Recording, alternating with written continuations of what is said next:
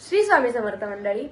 So हा माझा पहिला व्लॉग आहे आणि हा मी स्वामींच्या दर्शनापासून सुरुवात करते. तुम्ही नक्की बघा पूर्ण व्हिडिओ आणि लाईक करा, शेअर करा आणि सबस्क्राईब करा. थँक्यू.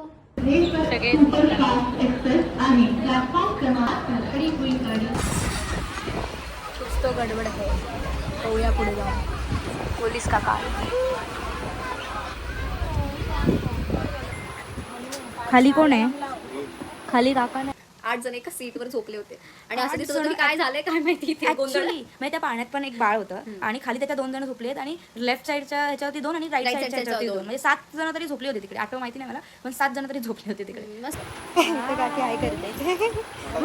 आता आम्ही झोपतोय. So good night. एक सेकंड आम्ही आता झोपतोय. So good night.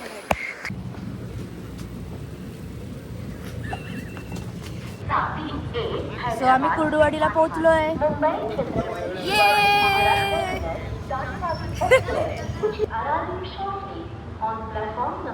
माझे पप्पा पण व्लॉगिंग करतायत. सो इकडे बघा. सो आता आम्ही कुर्डुवाडीला पोहोचलोय आणि आम्ही कुठे चाललोय? बस डेपोला. हे लोक जिथे घेऊन जात आहेत तिकडे मला माहिती आहे कुठे घेऊन जातात. बस डेपोला जात आहे. फर्स्ट आय थिंक इथून रिक्षा किंवा टमटम पकडावी लागणार आहे. तिथून बस डेपोला जायचं आहे, मग बस डेपोवरून पंढरपूर. माझ्या मते हे लोक सुनसान रस्ता आहे एकदम, पण छान वाटतंय कारण का थंडी आहे. मस्त चालून जरा 10 मिनिटावरती आहे. गरम होईल चालल्यामुळे, वॉर्म अप होईल थोडासा. बघू आता काय होतं. सो आता की अजूनच गार पडतोय ते माहिती नाही. तर आम्ही आता कुठे पोहोचू? बस डेपोला चालत चाललोय. इथून 1 किलोमीटरवरती चालली श्वेता इकडे बघ. गडगड गडगड गडगड गडगड नवी नवरी चालले तशी श्वेता चालले. शॉल बिल घेऊन. काय सगळ्यात पहिलं आपलं असं ठरलं होतं की रिक्षाने किंवा टमटमने आपण बस डेपोकडे जाणार आणि बस डेपोवरून बस पकडून मग आपण पंढरपूरला जाणार. पण तसं झालं नाही का, कारण का रस्ता जास्त लांब नव्हता आणि बस यायला पण खूप वेळ होता. सो आम्ही म्हटलं की 1 किलोमीटरवरतीच आहे तर मग कशाला रिक्षा पकडायची, म्हणून आम्ही डायरेक्ट तिकडे बसलो.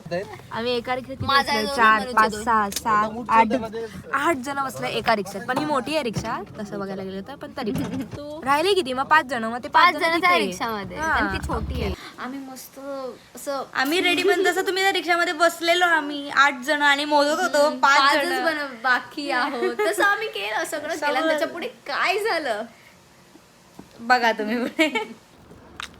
सो आम्हाला नाही, आम्ही कोणाला तरी रिजेक्ट केलंय. आम्ही रिजेक्ट केलं त्यांना, कारण का त्यांनी सांगितलं केलं आम्ही.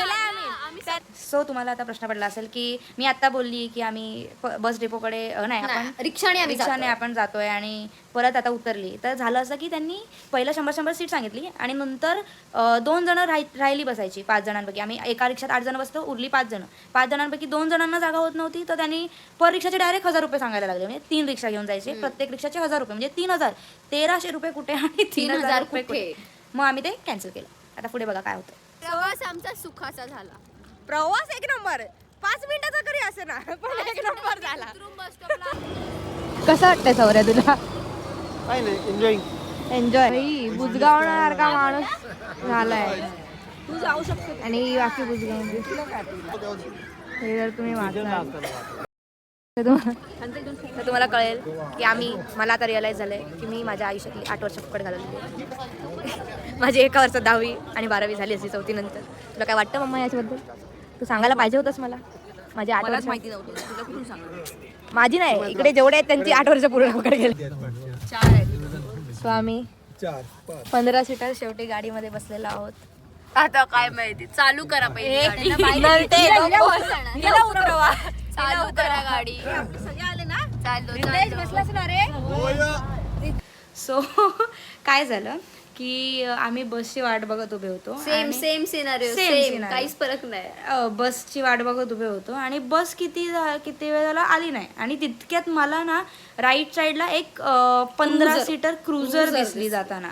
तर मी म्हणलं विचारून बघूया. तरी मला ओरडत होत्या पप्पा वगैरे की थांब जरा, सगळे अरेंज करतायत, थांब जरा, सगळ्यांचं हे येऊ देत ते येऊ देत, मग नाव घेतलं बघा तसे आले लगेच. म्हणजे रिद्धेश आणि सौरभ सगळी ट्रिप अरेंज करत होती, तर त्यांना त्यांना होऊ दे. त्यांचं पण करेक्ट होतं, पण मी माझी उतावळापणा केला आणि मी गेली. आणि त्याला मी विचारलं की आम्ही जिथे जिथे जाणार आहोत त्या म्हणजे त्या ठिकाणावरती तुम्ही सोडणार का? तर ते हा बोलले.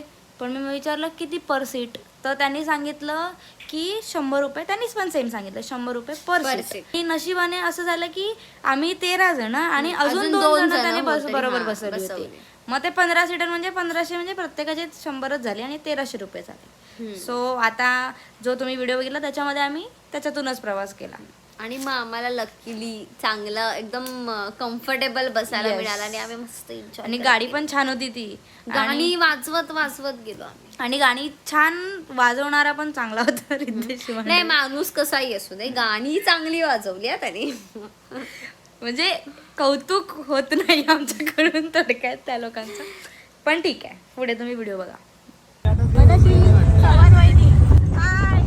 सारखं कट येतोय, त्याचं मी तुम्हाला कारण सांगते की माझा पहिला व्लॉग आहे. सो आय डोंट नो की प्रत्येक वेळी काय सांगायचं, किंवा काही गोष्टी राहून गेल्या सांगायच्या, त्या आम्ही तुम्हाला मध्ये मध्ये सांगतो. तुम्ही आम्हाला करेक्ट करा, चालेल? हा, तुम्ही आम्हाला सांगा कमेंटमध्ये की हा पुढच्या वेळी असं करा किंवा असं करू शकता. आम्ही नक्की ट्राय वाचू कमेंट्स आणि ते इम्प्रूव्ह करायचं ट्राय करू. बघा पुढे. आपण आलो फायनली उतरूया आता. आलो. Bye bye. सो आम्ही पोहोचलो इथे आणि आम्ही इथे कुठे थांबणार आहोत तेही दाखवू. चला जाऊ दे गाडी, राहतो इकडंच. प्रथम राह इकडंच, आम्ही निघतो. सो आम्ही इथे पोहोचलोय आणि आम्ही इथे राहणार आहोत. हीच ती जागा आहे. आता इथे आम्ही थोडं सेटल होतो. त्यानंतर या जागेचं नाव आहे स्वकुल साई धर्मशाळा. किती सुंदरशी तुळस आहे बघा ही, मला फार आवडली बिकॉज ब्लॅक स्टोन आहे. हा आपला व्लॉग इकडेच संपतोय आणि पुढे काय होतं ते पुढच्या व्लॉगमध्ये नक्की पहा. Thank you for watching.